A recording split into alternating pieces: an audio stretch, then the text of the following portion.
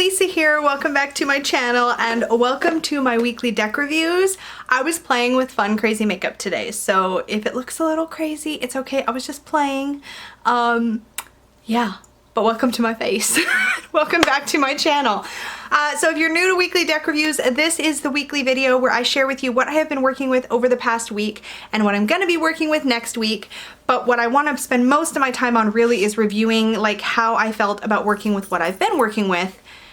I'm saying this all kinds of clunky, but hopefully you get the idea.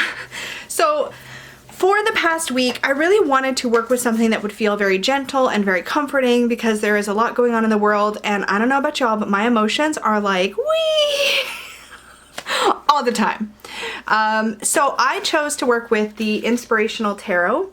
So this one is new to my collection. It was gifted to me very generously by a subscriber along with some other awesome decks. I will put a link to that video where I did the haul of all the stuff that I got in that little corner cards thing, so you can go check it out. This deck, I had never heard of it before. I don't know how I missed it. Maybe I saw it and just wasn't drawn to the art initially. I have no idea.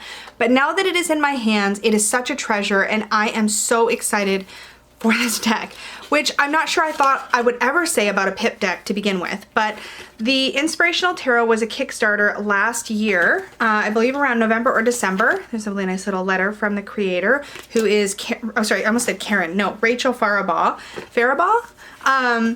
And this deck is freaking gorgeous. First of all, this is what the backings look like. Check out that reflect. These are so beautiful. It's quite a meaty deck, like it's pretty big and pretty thick. So if you need a smaller deck that's a little easier to handle, this one is probably not gonna be the one. But I love it. It felt so nice to shuffle. I shuffled it oftentimes, like I hand over handed it. It rifled beautifully, but keep in mind I have bigger hands. The artwork is absolutely breathtaking. I'm gonna say absolutely a lot. The colors in this, there's something very soothing to me about all the black and then these soft like blues, pinks, purples, and oranges and yellows in the background of these cards. I almost don't even know where to begin. This is probably the pip deck I've enjoyed the most ever working with. And I think there's a few reasons for that. Oh my gosh, I just love the celestial bodies in this deck. I did do a full flip through in that video that I linked, so if you want to see every single card, that's where to do it. But what I find about these is that it's very much a Rider-Waite-Smith pip deck, and by that I mean, well, I don't know if that's entirely true.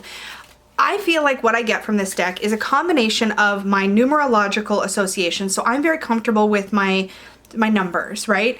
And that combined with Rider-Waite-Smith in this beautiful kind of combination. And I feel like that's partly because I've been working more with Marseille decks that I was able to get so much.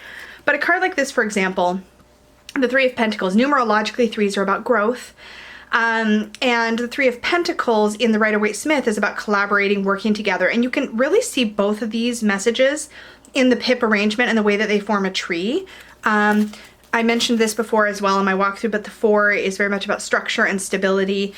It reads very clean, which is exactly what I thought it was going to do.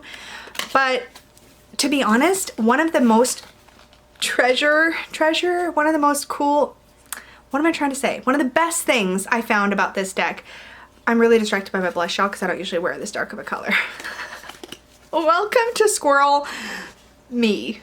But anyway, the best thing, the most exciting thing to me about this deck was working with the guidebook. So I'm gonna put these away for a second and talk to you about the guidebook a little bit, because I believe on her website, which is inspirationaltarot.com, it's right here on the box if you need to freeze that and write that down.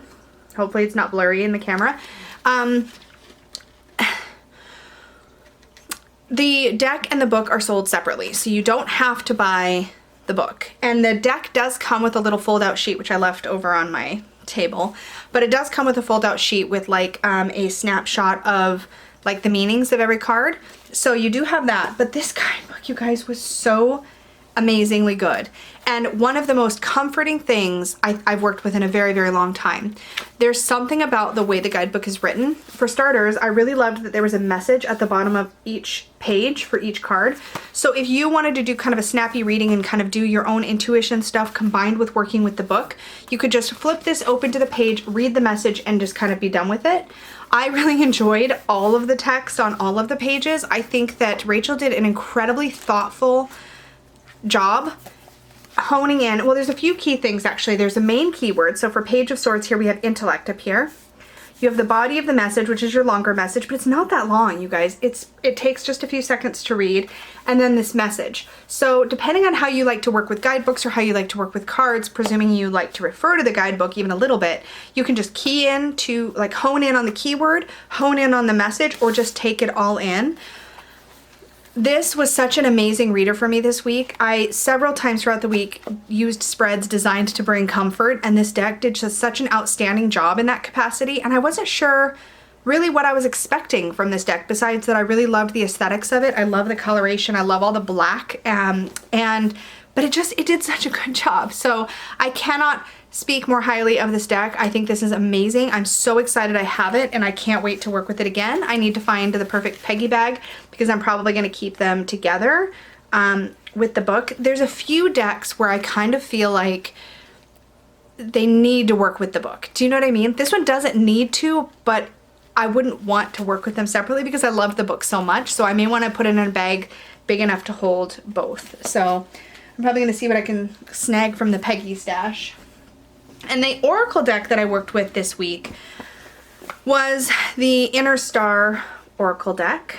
And this is designed by Joe Klima. It's by the Darling Tree. This is what the back looks like. I actually got this at my local metaphysical store. They brought some of these in, and I cannot even begin to express how stunning this deck looks next to the Inspirational Tarot. Like, it couldn't be more perfect. I'm sure you can see based on the coloration in the back of the cards just how beautiful those two decks looked together. They looked absolutely stunning. Now this deck, I find, is a really a light, non-cluttery, well, obviously it's a very non-cluttery companion to tarot. So for me, I like to pull this out when I want something that's going to gently, lovingly sort of support my tarot reading but not steal the show. This one does a beautiful job, but I could not have been more happy with how this deck worked with the other one, both in terms of the coloration, which is just, it couldn't be a better match, and in terms of, look at all the pretty colors, and in terms of the messages. I felt like the messages in this deck really supported the messages in the Inspirational Tarot really, really well, and all of my pairings just felt really good this week. They felt really cohesive.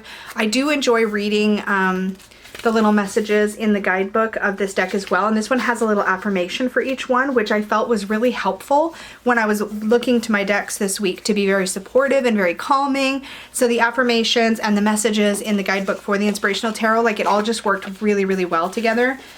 Again, I could not have asked for a better combo. So that is what I've been working with last week. So this coming up week, I'm going to be working with La Corte de Tarocchi. This has been kind of the pinnacle of my time working with Marseille. It's all been leading up to this because all that time working with Marseille and Pip decks, this was going to be like sort of my dessert, my fun little cap on my Marseille work. Now there's one more Marseille deck I have not yet worked with that is in my collection. It is the Trionfi della Luna Paradoxical Rose edition. I haven't felt called to work with it, and to be honest, I'm not sure I want to work with that deck right now with what's going on in the world. It just doesn't feel like it's what I want to reach for, so I'm going to pass it over, come back to it maybe in the darker half of the year or later when I feel called to, but for now I'm going to finish off my weeks with Marseille and Pip decks. Well, with Marseille anyways, I'll probably move into some more Pips with this deck. So this is such a treasure. I believe this is out of print now. I really love this deck. It is on a really special sort of hand-cut cardstock. This is not a deck I would rifle shuffle. I tend to like to take it hand over hand. If you haven't seen this deck, it is by Il Meneghello, if I haven't mentioned it yet. The cards are sort of long and skinny. The pips, everything about it is just really aesthetically charming to me. The characters have these like really sweet sort of cartoonish almost faces, but it has this really old world, sort of old tarot feel. But it isn't an actually old deck. It's a modern creation, but it was created to look like a historical deck, if that makes any sense, like to have that sort of feel. Here's our Fool. So I'm actually really excited just to play with this and see what I think of working with it as a working deck. I will be working with just this deck for my personal readings throughout the week. So we'll see how it goes. I am really excited. This is what I've been waiting for. Now I have read with this deck before, but just a couple of times. So I'm probably going to work with this and carry around my copy of the Untold Tarot by Caitlin Matthews as a reference for some of the cards, because this does feel more traditional to me. So I'm gonna tuck that into my little tarot bag here. And the Oracle deck that I've decided to work with this week is the Collected Memories deck. I have filmed a walkthrough of this deck, so I will try to get it up on my channel this week. This was one I got in a trade. This is what the backings look like.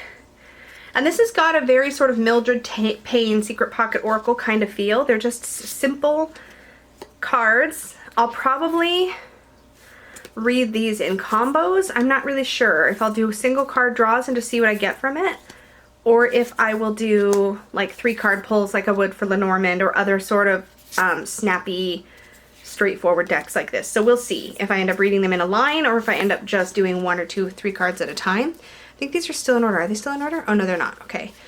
There's something like 50 or 60 cards in these, but it's all this simple monochromatic red and gray sort of stuff.